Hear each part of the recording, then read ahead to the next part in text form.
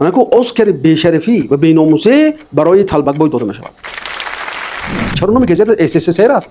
چرا نام گزیت زردوش نمونده؟ چرا آریا نمونده؟ دیگرها آمده برای تو همدردی بیان کردن تو باشه که در اونجا شب یلدا بود. ما بارها تاکید کردیم که شوونیستای تاجیک فقط علیه مسلمان بسیجن. علیه عرب، علیه ترک، علیه افغان، علیه دیگه ملت‌های اسلامی. تو خودت از اون ملت‌گرای شوونیستی روز چی فرق داری؟ شما کجاتون آریایی است که در اونجا بده پشت تو یولکا است؟ اما من آریایی مسلمانم. به همه چیز احترام داره جز اسلام. تو برای مرده‌ای که همین دور از در پیش خودت آنلاینی دیدی دلت نسوخت. دیگه ملت اومد ملت تو کشت. تو برای 1400 سال دل می‌سوزن. بعضی آریایی‌ها در روز ماتم ملی با سرداری طلبک‌بای این نوارا رو تماشا می‌کنیم. بعد دیگر قضاوت از شما است. نوار اول Чужая мать осталась без сына из-за того, что он другой нации. Что это такое? Что это творится сегодня у нас? این برادر چچن است و اینم آریایی که خونش رو از شیر مادرش سفیدتر می‌دونن.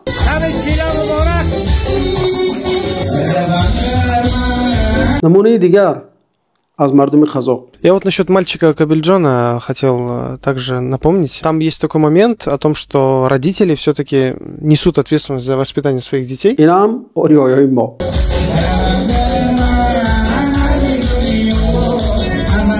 نمونه دیگر مردم ازبک که در فوتبال تیم خود همهشون صورت قابلجان دادن.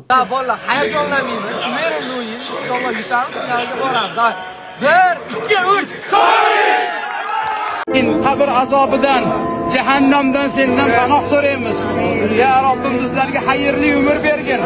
اینجا برادران ازبک در اطراف کعبه در حق قابلجان دعا دارن. در حالی که آریایی هایی که خون خودشون رو از همه تازه میدارند در اون شب با چی مشغولن؟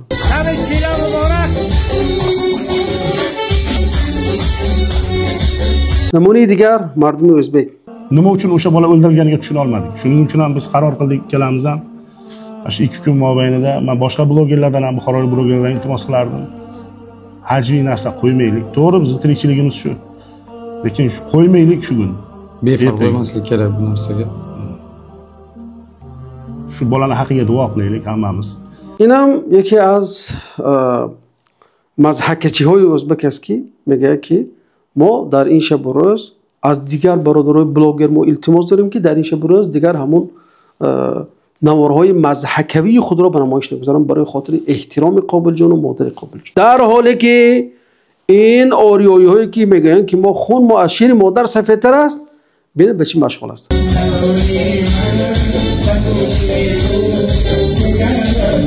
یعنی باز دیدیم که چی خیلی اسلام با وجود که 100 ساله هاست در این مناطق علیهش جنگ اعلان شده است، علیه اسلام مبارزه میبرند، رسی امپری آمد، شوروی آمد، لیکن با وجود این ریشه برادری اسلامی مردم کافکاز و آسیای میانه رو کنده نتونست. تا دیدم که تا روس ها برآمدن، در حالی که آریایی ما دوم خاطر کرده بودن، خود روس ها برآمدن. من نمونهش دیدی شده. Извините меня за мои эмоции, я спать спокойно не могу уже всю эту ситуацию. Больше испрягает то, что вся семья этой мрази, у меня другого слова нету, до сих пор на свободе и разгуливает. یعنی وقتی که اینها برآمدن، آریایی ها کجا شدن؟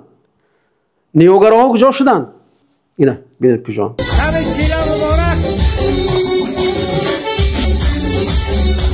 قبل از این یک علامه ژورنالیست پیدا شد که وقتی خواجه خودش پوتین رو دید تمام خودش رو گم کرد و با خواجهش گفت که شما برای خیام که بابای ما هست. تصور کنید بابای ما هست. میگه در حالی که این اگر خودش نواسه خیام باشد، اینجا نواسه خیام رو کشتن با کارت، یعنی کار زدن به گردنش، لیکن اومده دعوا داره که چی برای خیام هیکل گذاره. گویا که خیام در خوابش اومده گفته باشه که ای علامه ژورنالیست، فردا تو با پوتین وام میخوری، برای پوتین التماس کن که برای ما هیکل گذارد و خون قابلجان برای ما صدقه سر است. یه فرصت طلایی داشت که بتوانه صدای تاجیک رو بلند کند، صدای حقیقت رو بلند کند، صدای میلیون ها مهاجری که در اونجا هستند، یا 1 میلیون و چقدر یا صدها هزار مهاجر شده و گوید که شما برای مهاجرای ما چی شرایطی فراهم خواهید کرد. اما متاسفانه این اجرا کرد. یعنی تصور کنید همین گزیتی که همین نماینده شد، گزیت SSSR، گزیت SSSR، یعنی از نامش معلوم است که گزیت غلام طبیعت است. دعوای آریایی دارد. با مسلمان آریایی هستم میگه. من مسلمان کاملم اما من آریایی مسلمانم. و تو مسلمان آریایی باشی چرا نام گزیت SSSR است؟ چرا نام گزیت زردشت نمونده؟ چرا آریا نمونده؟ با پیروی از آریایی خودت چرا نامش مثلا اسفندیار نمونده؟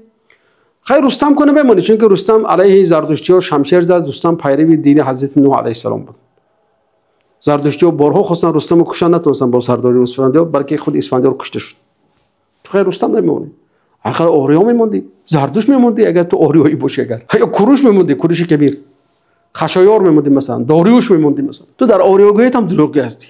توی هم اونهایی که با تو هستن همون سبوتلنیکا همون تو دروغگو هستی. اگر راستگو میشدید نام گزیت تو SSSR نمیشد. یعنی شما تو از SSSR جدا شدید، مستقل شدی، تو حالا به SSSR نستالژی داری.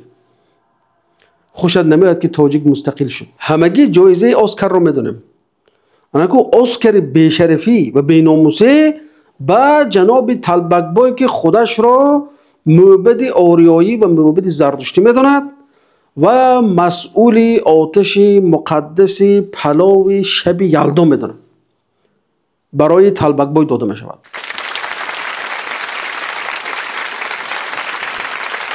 یعنی خودش اونقدر پاکیزه و تازه حساب میکنه که نجاتش خونشه که خونی و بخلار و وایت تشتگی باشه. این بی‌دردی و حس نکردن درد ملت بینه که در شب 21 دکبر 2025 مادر قابل جان خون بگریست با او قزاق و قرقیز و ازبک و چچن و داغستان و دو یک قسم از روزها و دیگر ملت ها همدرد بودند. طلبک و هم مسلکانش در طربخانه ملی با مصلحت پیشکی آمدند، یک آش ملی تشکیل کردند، اونجا نوشابه تشکیل کردند، رقص و بازی و کفکوبی و پایکوبی تشکیل کردند و دارند شب یلدا رو پیشواز میگیرند. مردم عزا دارد، ملت ماتم دارد، غیر از ملت ما دیگر ملت ها با ما در این چیز هم بسته است، هم بستگی دارد.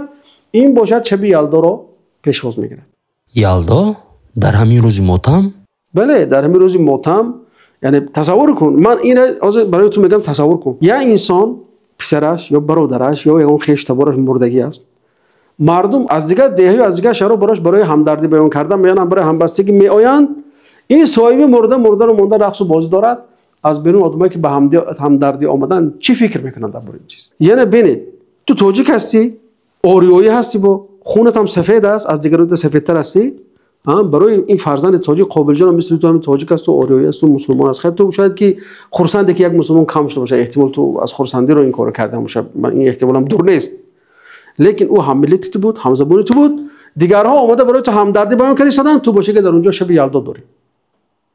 کو ناموس تاجیکیت، کو ناموس آریایی دیگر ناموس داشته باشه. من برای گفتم که اینا که دعوای آریایی بودن و دعوای نیاگرایی و این چیزا دارند، اینها مش دروغ است. این شاونیستا یعنی انسانای دروغگو هستن، پروای ملت ندارن، پروای گذشته هم ندارن. اینا امروز همه چیز اثبات شد برای ملت تاجیک.